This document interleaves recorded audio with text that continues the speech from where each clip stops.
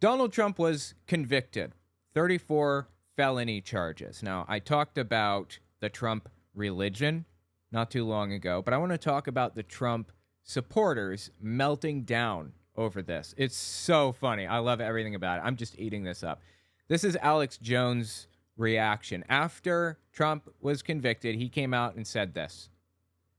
On the deep state and the globalists. The problem is, if you look at their next playbook and the next card in their playbook, their next move, it will be false flag attacks blamed on Trump supporters angry about the verdict. Wow. So he just gave Trump nutcases an excuse here. Just wait and see. There are going to be terrorist attacks, but it's not really Trump supporters. It's really left-wingers. It's really Joe Biden supporters. Yeah, that checks out totally. It couldn't possibly be that people are pissed off about Trump's verdict or whatever, his conviction. Couldn't be that. And we all know Trump supporters are not violent at all, right? I've never seen one raise a hand to anybody. Anyway, after saying that, the very next clip disproves what I said. Listen to this one. This is immediately after it was announced at the courthouse. This is outside the courthouse. You have no idea how many mutes I had to put in. These are all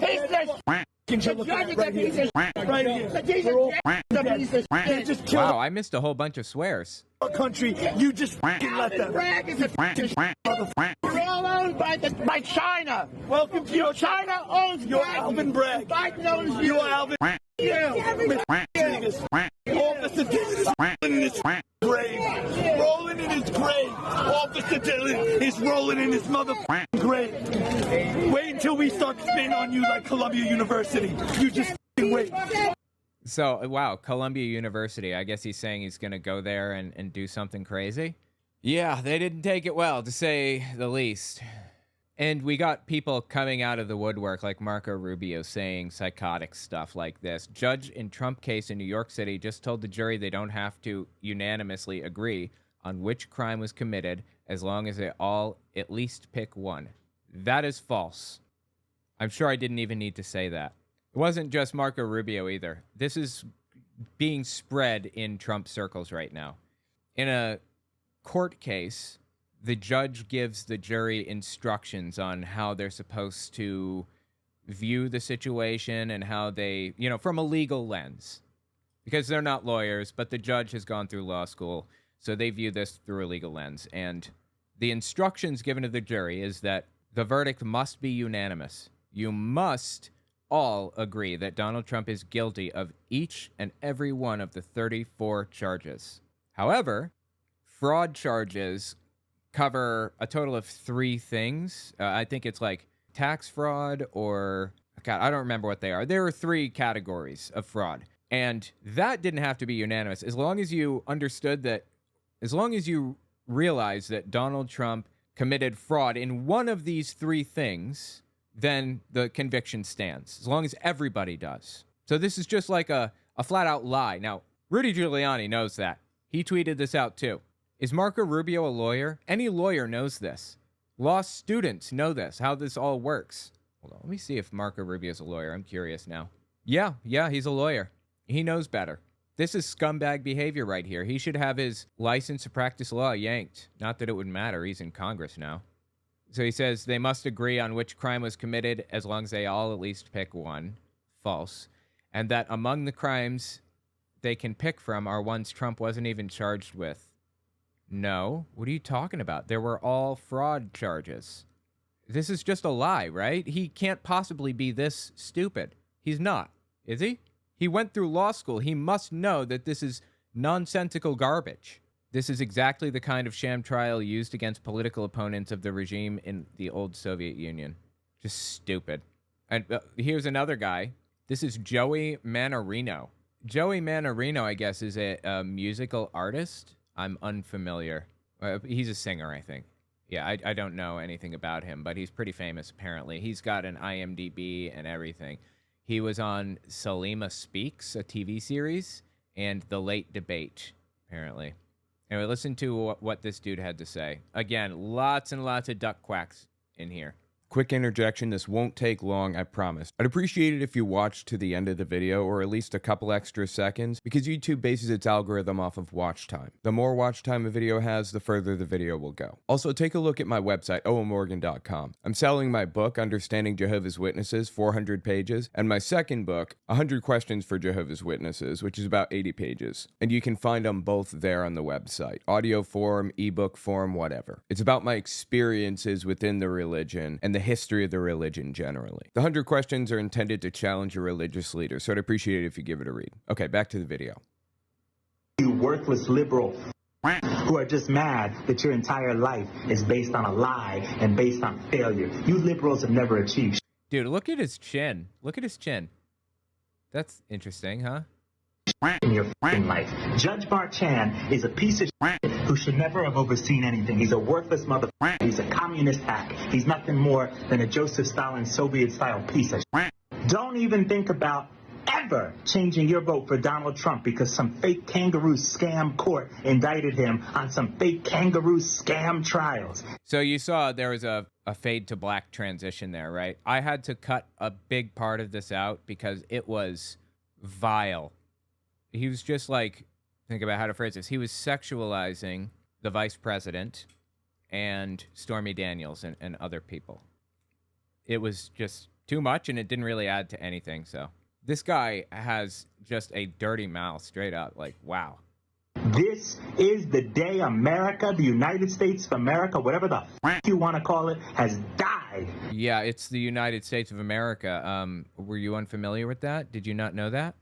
Forever. And what will rise above, what will come back is Donald Trump. And God, is he going to come with a vengeance now. All of you liberal motherfuckers better pack up, go to Canada, go somewhere, because it is not going to be pretty when Trump retakes the White House and ends forever everything that you hold near and dear to your heart. The liberal agenda will be dead.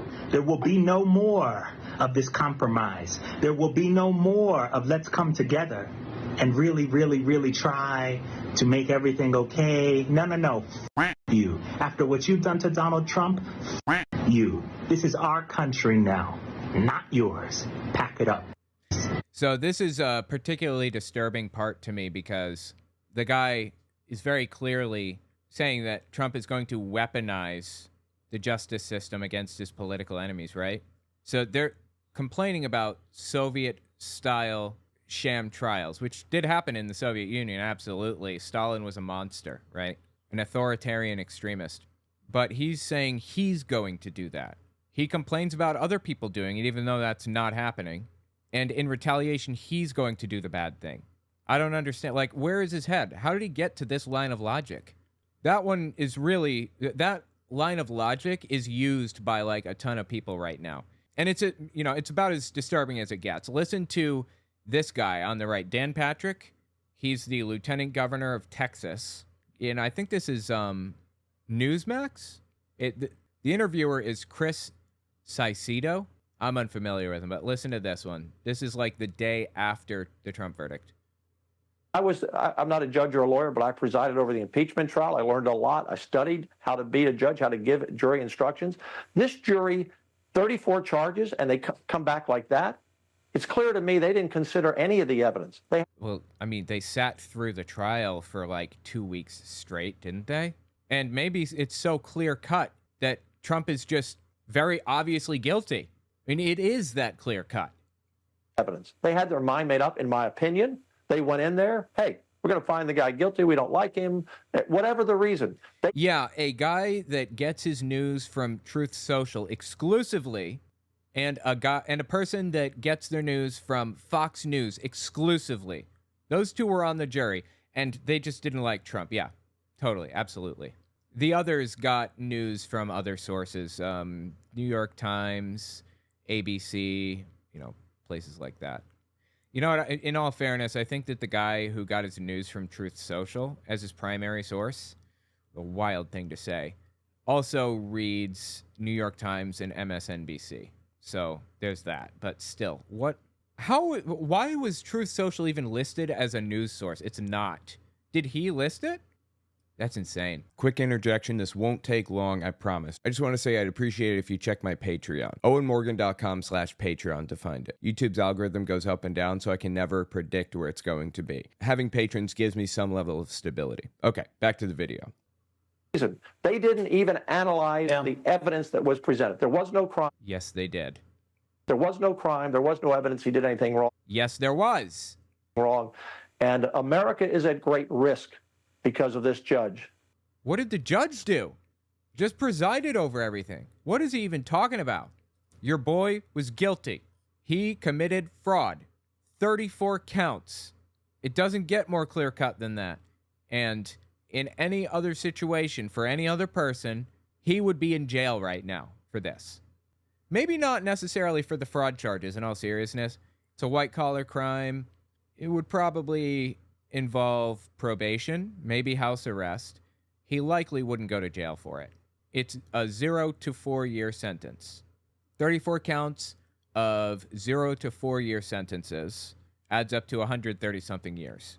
He could be sentenced to that, and the judge has full discretion to decide how long he spends in jail, if he spends any time in jail.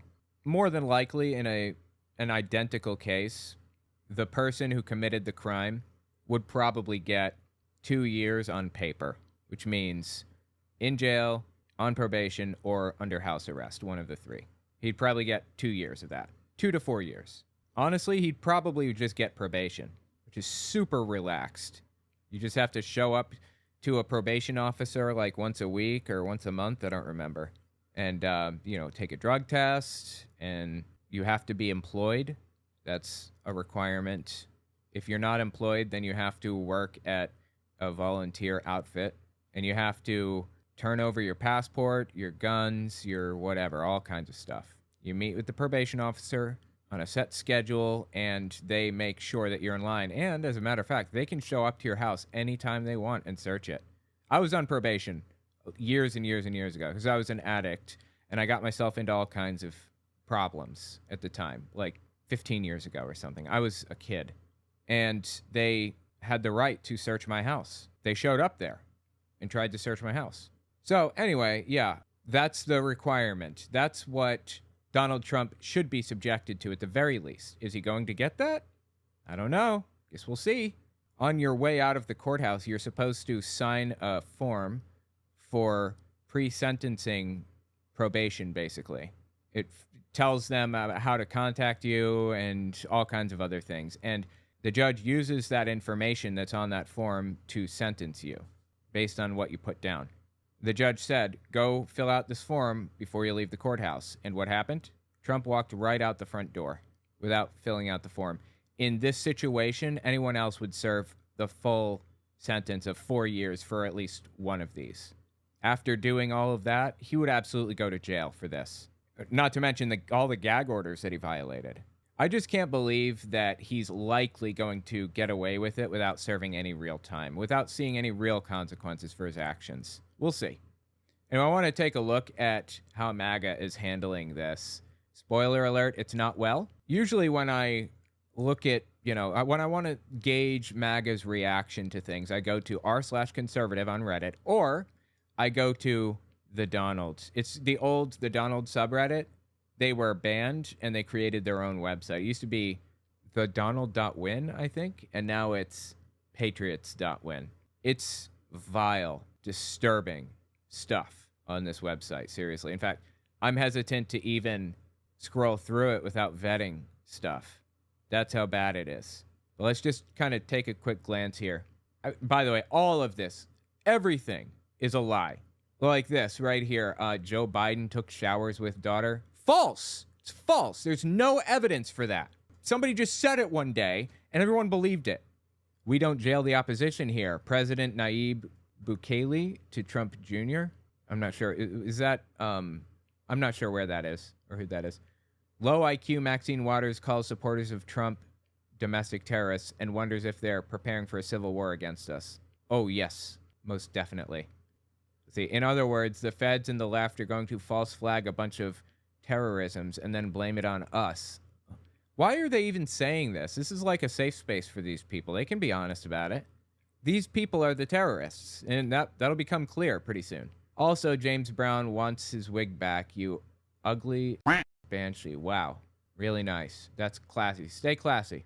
Alex Jones warned of false flag mass terror attacks. Just because you claim there are going to be false flags doesn't mean that every terror attack that takes place is a false flag. I can say anything I want. Doesn't mean it's true. Preparing? No, we're done preparing. We're just waiting at this point. How does it get clearer? Guy above him is saying false flag attacks, none of it's real. And the guy directly below says, we're done preparing. We're ready to go to war and commit domestic terrorism. I'm just waiting for the right moment. The hypocrisy is like palpable. It's like tangible almost. It's so thick. 2024 is a year predictive programming becomes mainstream. She's sponsored by Amazon. I don't know what that means. DC criminals like Maxine better buckle the up, is what this says. I mean, if they're asking for it, says another person. I love that the guy on here said this, and then everybody else in the thread said, yeah, we're going to be committing terrorist attacks. Safe District House reps say the darndest things. Well, says this person, remember, they always project. You can bet this is what they're preparing for. Not a hint of self-awareness to be found here. Yeah, we're prepped for the second they attack, I imagine. Okay. She literally, She literally looks like an old gorilla. I mean, racism is their middle name here at the Donald. It would actually be a war of independence. Baboonolia needs to get out right now, I guess what this says. Racism all the way down. Insane. I guess criminal justice system is all good and trustworthy now. Well, I guess it depends on which parts. Court, like criminal court, generally is pretty trustworthy. If you have a jury trial, I'm pretty confident that you're going to get a fair outcome. And sometimes that doesn't happen. And if that doesn't happen, if your outcome was not fair and you really were not guilty, then you can present new evidence and have it reversed. But there's absolutely no question that black men are sentenced for longer sentences than white people, for example. There's no question that the black community is charged with crimes disproportionate to the number of crimes that they commit and the population that they have in the U.S. There's no question that police go into neighborhoods and intentionally find things to complain about. No question, that happens. But when you go through a jury trial, I'm confident that with beyond a reasonable doubt, you're guilty. Sometimes it messes up, like 4% of the time. But by and large, it's fine. Maxine Waters is as foreign to us as Kim Jong-un or Idi Amin. I'm not familiar with that one, but he's saying that this is a white country and she's black and she doesn't belong here. Remember, the left projects, so whatever they accuse us of is surely what they are up to. Literally, people all through the thread saying that, yes, they're going to do that. There is no us. So they're real America, and you and me, people to the left of hunting the homeless for sport are not real Americans. Let's just take a quick glance through r/conservative. How can you support a convicted felon? And they're all kneeling. I'm not sure what they're... what point are you trying to make with this? I don't understand. I saw somebody else say, I wouldn't support a felon, and then the left shows a George Floyd statue or whatever.